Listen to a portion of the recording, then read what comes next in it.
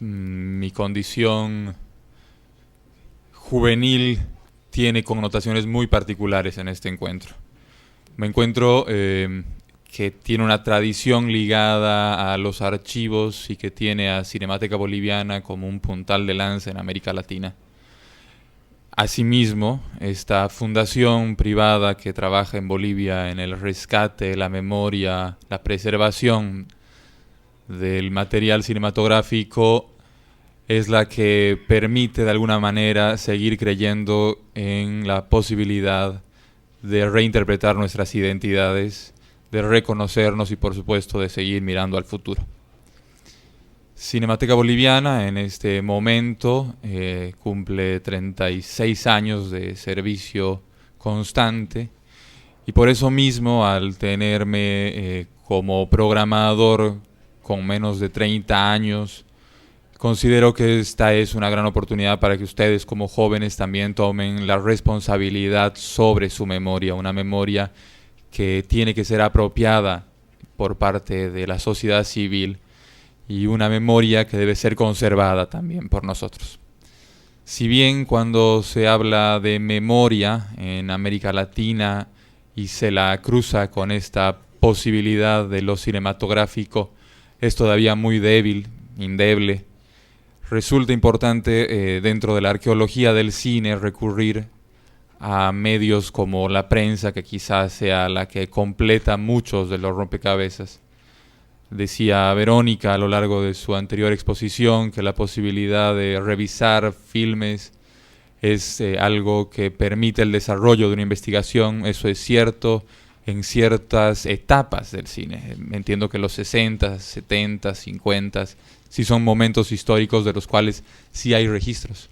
Sin embargo, cuando se habla del cine silente, que corresponde al cine mudo, la cosa se complica.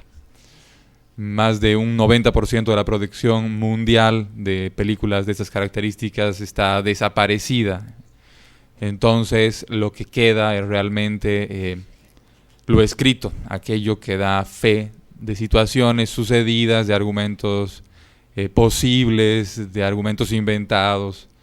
Porque ya a esta altura, con más de 110 años de registros en Bolivia, desde 1904 hasta 2014, quienes fueron los directos responsables del cine nacional están pues desaparecidos. Entonces quedan nada más segundas, terceras fuentes y por supuesto los medios impresos para reconocer qué es lo que queda hasta hoy, o qué es lo que había sucedido en una previa historia. Con esta intención, la de intentar entender qué es lo que sucedía en la época silente boliviana, la cual había sido de alguna manera atendida en dos libros importantes, tanto en la historia del cine boliviano, escrita por Gumucio Dragón, y el ocaso del cine silente boliviano, la Guerra del Chaco, de Pedro Sus. Era importante identificar nuevas características que profundizaran las investigaciones que hasta ese momento habían sucedido. En este contexto se toma como punto de partida el desarrollo de un país que no se ha desarrollado. Es decir, entre 1923 y 1936, años en los cuales se va a ubicar esta investigación, suceden algunas situaciones especiales en Bolivia. Uno, en 1923 se funda la Escuela Militar de Aviación. Dos, en 1925 se celebra el centenario de la República. 3, en 1932 se inicia la guerra con el Paraguay, la guerra del Chaco. Estos tres momentos son momentos militares, que en un país que años previos había perdido en una guerra el mar contra Chile, en otra guerra una parte del Acre contra el Brasil, que por tratados injustos también había perdido territorios con Argentina y Perú, se notaba como una cuestión importante intentar enaltecer de alguna manera una moral totalmente decaída y deprimida. Una moral que tenía que sustentarse en todo caso a través del progreso tecnológico e industrial, el cual nunca llegó a Bolivia. Pero los emblemas de este progreso tecnológico e industrial estaban más bien relacionados a ciertos elementos que puedan ser identificados como progreso. Y estos elementos podían ser el avión, que ya para 1923 había sido tomado como un instrumento de transporte, como un instrumento de posibilidades de investigación, como un instrumento que más bien permitía conectar un país totalmente invertebrado por carreteras o ferrocarriles. Y por otra parte, el cine, que intentaba de alguna manera dar fe de la acción política del gobierno de aquel entonces. Entonces, en Bolivia, en los años 1923 hasta el 28, sucede que el Estado Nacional contrata a un cineasta italiano, que es Pedro Zambarino, que había llegado a la Argentina, que había hecho una serie de trabajos de noticieros y que después va a pasar a trabajar en el Perú luego de la estadía boliviana.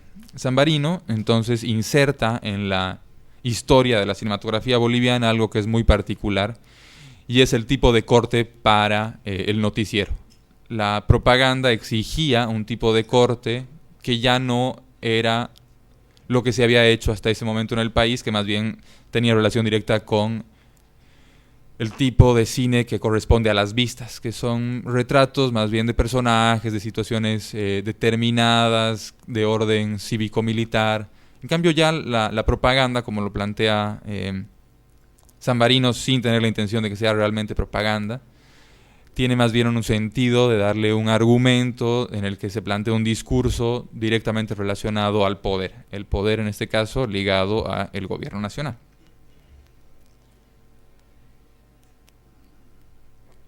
En este sentido, el poder está también ligado a lo que son los aviones.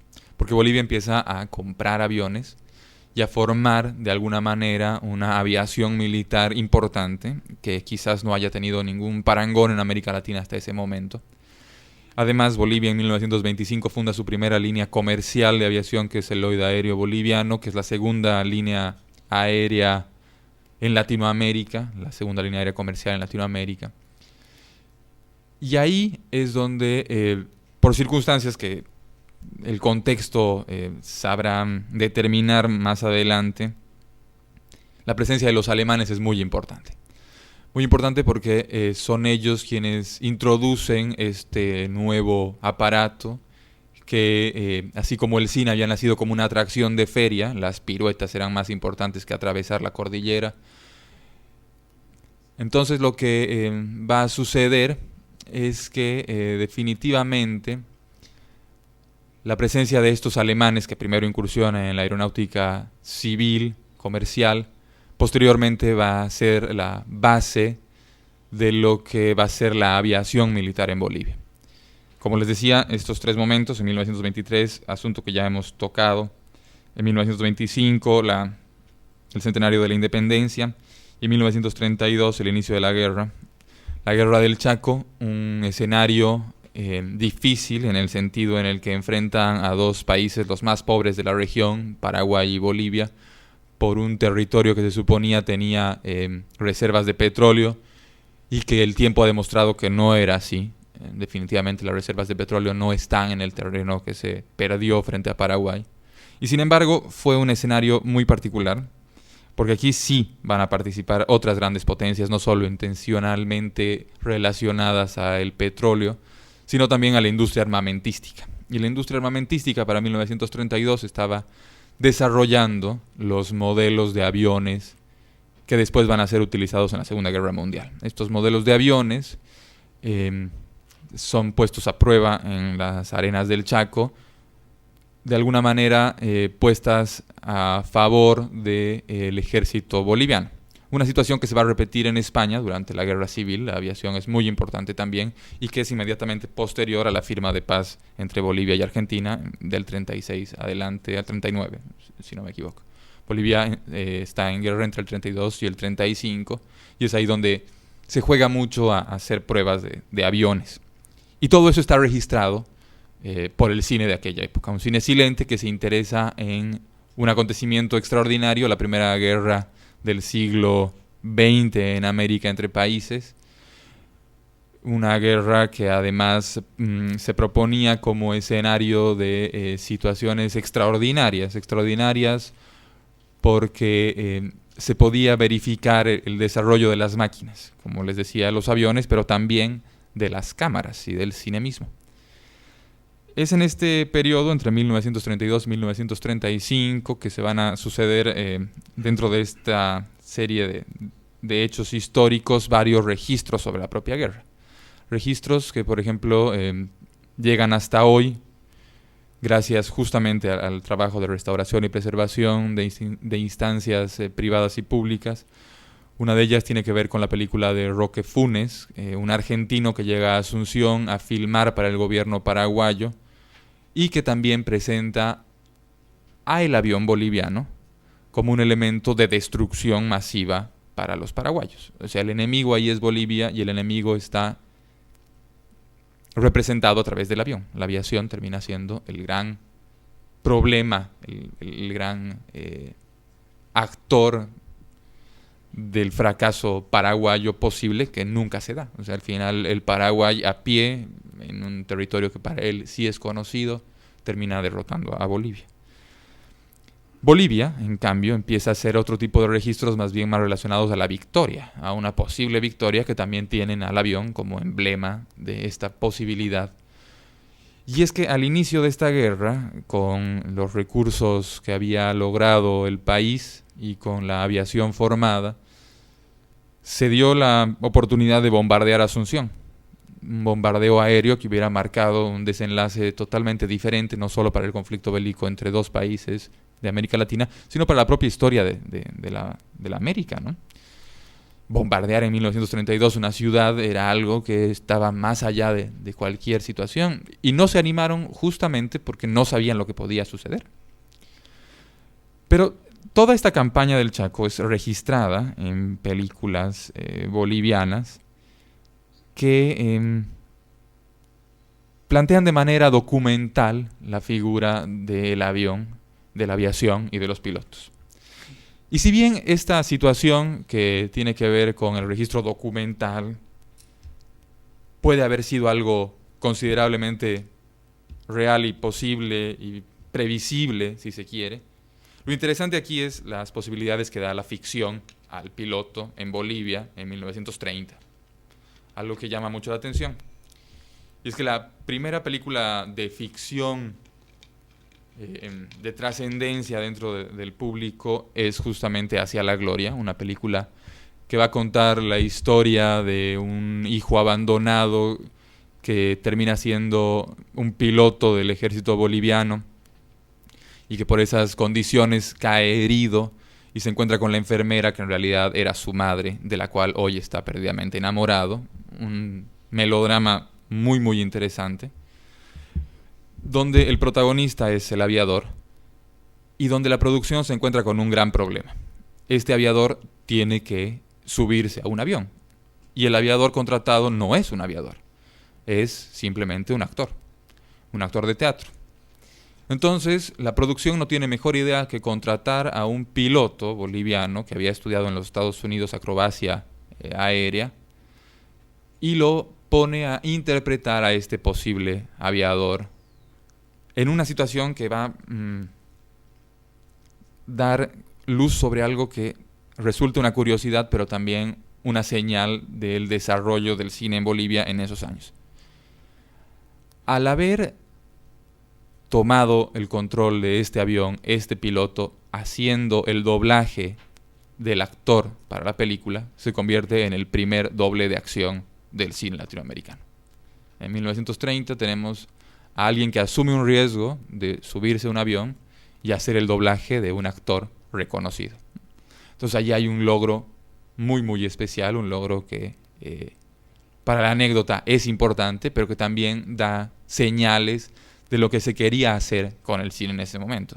Dar un salto más bien a cuestiones que ya estén más separadas de los registros documentales, de los registros noticieros, informativos, y avanzar hacia la posibilidad de soñar ficciones más complejas, ficciones que interpelen a la propia sociedad, una sociedad que estaba de alguna manera involucrada con el poder. Quienes veían cine en 1930 estaban directamente relacionadas a una élite que tenía la capacidad de adquirir un ticket y poder asistir a una sala e ingresar a esta sala sin ningún tipo de conflicto.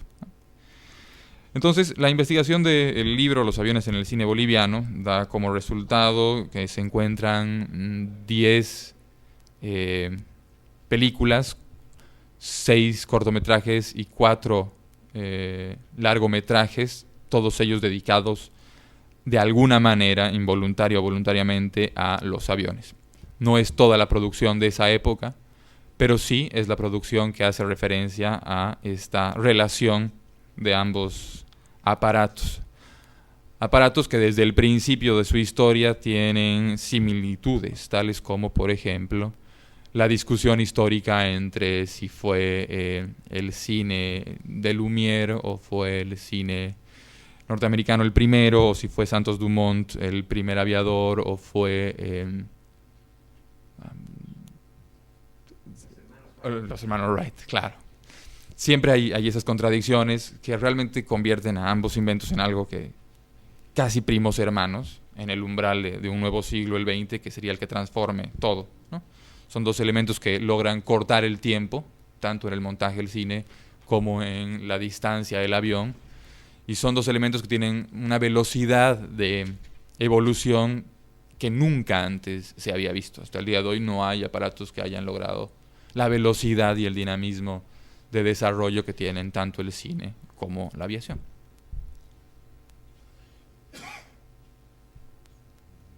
Alrededor de todo esto, y una vez cerrado el libro, alguien me toca el hombro y me dice: compañero, usted está perdido. Hay una película de 1921 que él nunca la ha tomado en cuenta y que definitivamente es la base de todo otro trabajo. Después de haber terminado, haber puesto los materiales en imprenta, haber cerrado la edición, todas las correcciones, haber presentado el libro en Viña del Mar el año pasado, me encuentro con que había otro material que no había sido tomado en cuenta. Y uno dice: pucha, ¿qué tan equivocado puedes estar como para haber dejado pasar eso cuando has hecho la revisión de absolutamente todos los periódicos? Has estado días de días encerrado en bibliotecas, has consultado con los buenos, con los malos, con los que se inventan, con los que la tienen un poco más clara. ¿Qué sucede acá? ¿Qué sucede? Y es que en 1921, en la Argentina, se hace una filmación de tomas aéreas por un piloto boliviano. Esa era la cuestión. No era un material filmado en Bolivia, sino que era un material filmado en la Argentina, pero por el primer piloto boliviano. Es decir, el primer piloto boliviano comercial que hace un vuelo en territorio nacional es Juan Mendoza, quien ha estudiado en la Argentina y que en 1921 es contratado por Fiat, que en ese instante se dedicaba no solo a la construcción de automóviles, sino también a la construcción de motores para aviones. Entonces la Fiat lo contrata en Buenos Aires para que pueda pilotear una nave donde se suba un camarógrafo a hacer tomas aéreas y demuestre la capacidad que tiene este motor de Fiat.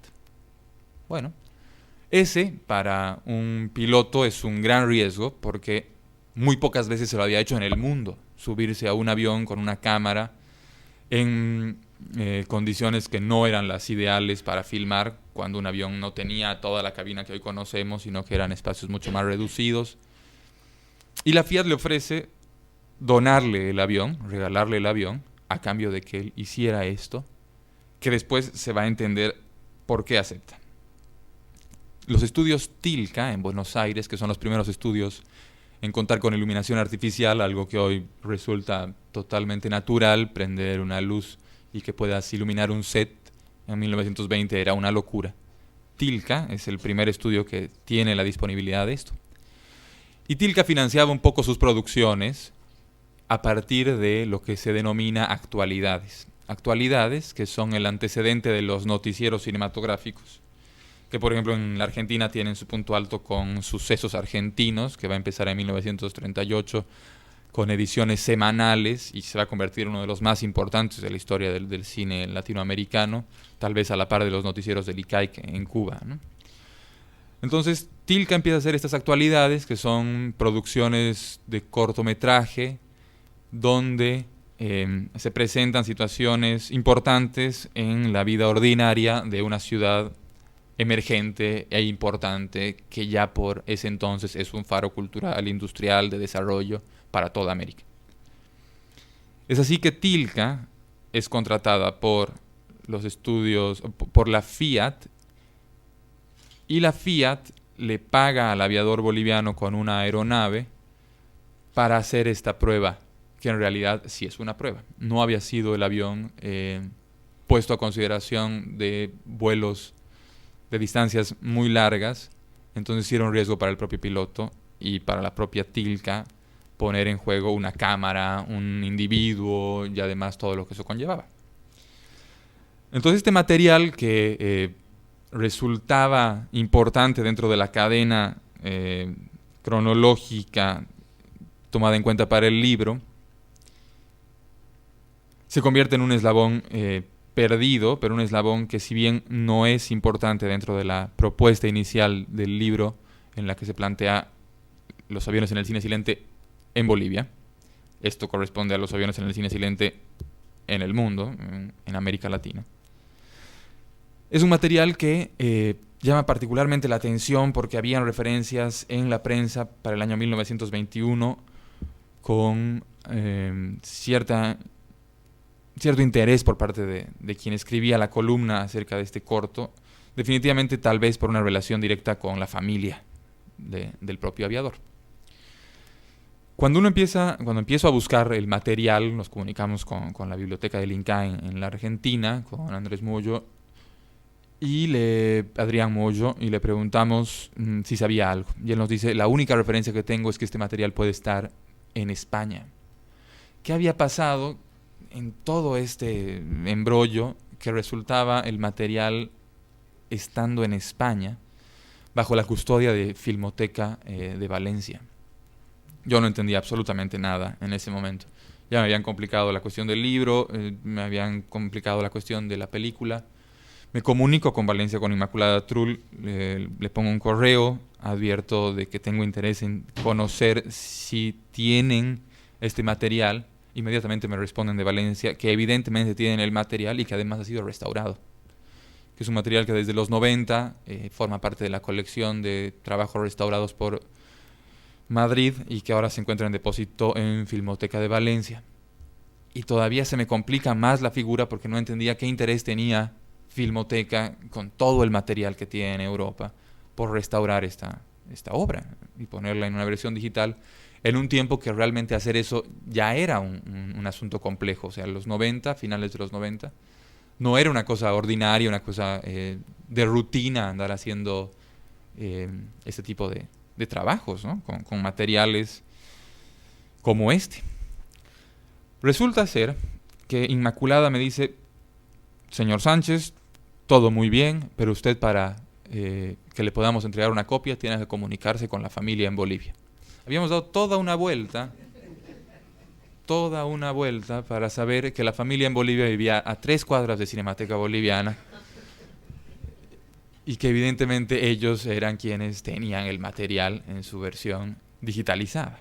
Entonces nos ponemos en contacto con la familia, preguntamos cuál es la historia y resulta ser que el aviador Juan Mendoza, además de haber recibido el avión, recibe una copia de este material, que en realidad era material que para los estudios no tenía mayor importancia de la que puede tener en el sentido estricto de actualidades, cuestiones para el momento. Entonces los estudios iban almacenando las actualidades y a pedido del propio aviador se le entrega una copia de este material. Copia que él va a preservar de una manera muy particular, casi como un tesoro de guerra, como si uno pudiera tener el diente de un cocodrilo, cosas así, que no era realmente algo de valor patrimonial como hoy se lo entiende. Para la familia y para el propio aviador era nada más una anécdota de su paso por Buenos Aires. Pero en ese camino, la familia, con los años, uno de los hijos le entrega el material a un general militar en Bolivia durante la dictadura, porque entendía el general que de alguna manera podía esta película elevar el espíritu patriota. Entendía que tener un aviador a esa altura del partido y que además sobrevuela Buenos Aires podía elevar el sentido patrio del país. Esta entrega que hace el familiar a este militar resulta en que se da un pequeño secuestro de la película. Un pequeño secuestro porque el militar tarda algo así como 10 años en devolver el material a el hijo. O sea, está recuperada la democracia en los 80, es que puede entregar el material. Y cuenta el hijo que el material que devuelve a la familia es un material totalmente trozado, o sea, al cual se le habían hecho muchos cortes. Y él dudaba de que esté la integridad de la película. Entonces, como una forma de salvaguardar algo de la historia de su propio padre, se la lleva a España, donde vivía su hija, y no encuentra mejor solución que entregarla a Filmoteca de Valencia y que ahí puedan hacer de alguna manera un trabajo de restauración y preservación y cuidado. Pero no es una casualidad que le entregue la responsabilidad esta a la Filmoteca de Valencia, sino que había un lazo familiar de parte de su hija con algún funcionario de Filmoteca, que al parecer el funcionario de Filmoteca tenía también algún interés en la hija y que aceptó muy cordialmente hacer la restauración de la película. Cosas que cosas que suceden en América Latina, en Europa y así como en cualquier otro lugar. Entonces, lo que vamos a ver ahora es la película de actualidades de 1921, que luego de la investigación se determina que es de esa fecha, y que hoy por hoy, gracias a la gestión de Cinemateca, en su versión digital y restaurada se encuentra en nuestro archivo. Después de verla, si quieren podemos conversar un poco.